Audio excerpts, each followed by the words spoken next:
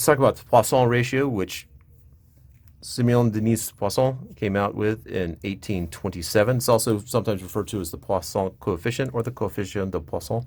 The symbol that I will be using is the nu. It's a Greek letter. Another Greek letter, sigma. I've seen this also used for Poisson ratio, but we're also using that for stress, so it seems rather confusing to be using that one. So the Poisson ratio is dealing with the transverse strain over the longitudinal strain, and the negative is in there because as I pull on an object, the sides are going to come in, and so we're going to get a negative change in length here. Here we're going to get a positive change in length under normal materials, and we'll talk about, some exceptions to that. Now, theoretically, all materials have this relationship of nu is between -1 and 0.5. Most materials are actually positive, rubber being 0.5 and cork being 0. Notice that rubber stretches and cork doesn't. Most materials are going to be in this region right here, and there are these other ones. So let's talk a little bit about a negative. If I pull on this, how is it possible this could possibly come out?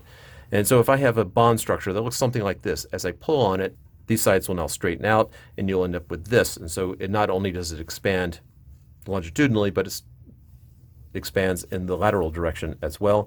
The Hoberman sphere, you might want to look up. It's a child's toy that starts out as a compact ball, and if you pull on it, the whole thing expands. So that is an example of sort of the structure that we're talking about here. Now, the next page, I'm going to go through and actually derive how we get this. So Poisson's ratio is just beta over alpha, and we've talked about that beta and alpha in other videos here. That beta is the lateral strain per unit stress, and an alpha is the longitudinal strain per unit stress. So we end up with lateral strain over longitudinal strain. Then bringing in some of the stuff we've done earlier, and this is why we had it done. So bulk modulus and shear modulus. Please see other videos. Those numbers are bigger than 0. So beta is 1 over 3 times alpha minus 2 beta. We've done that already. I factor alpha out, and then using the advantage that Poisson ratio is beta over alpha. So I end up with 3 alpha, 1 minus 2 nu. And which is equal to the bulk modulus, or solving for alpha whenever alpha is 3b times 1 minus 2 nu. Shear modulus, going through a similar process. We factor alpha out and then solve for 1 over alpha. And so now I have two relationships that are equal to each other. So 3b, 1 minus 2 nu is equal to 2s times the quantity 1 plus nu. Two situations, nu is positive or nu is negative.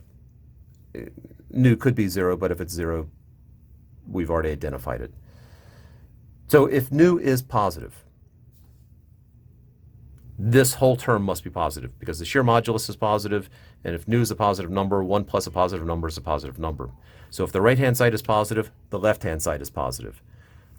That's what I'm saying right here. And though if this is positive, since the bulk modulus is positive, 1 minus 2 nu must be greater than 0. And if you solve for it, you see that nu is less than 0.5.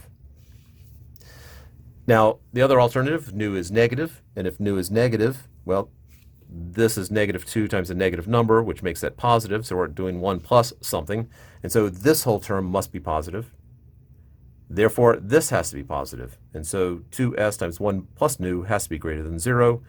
Therefore, 1 plus nu is greater than 0, or nu is greater than -1. And now we have our limits. It's got to be bigger than -1 and got to be less than 0.5.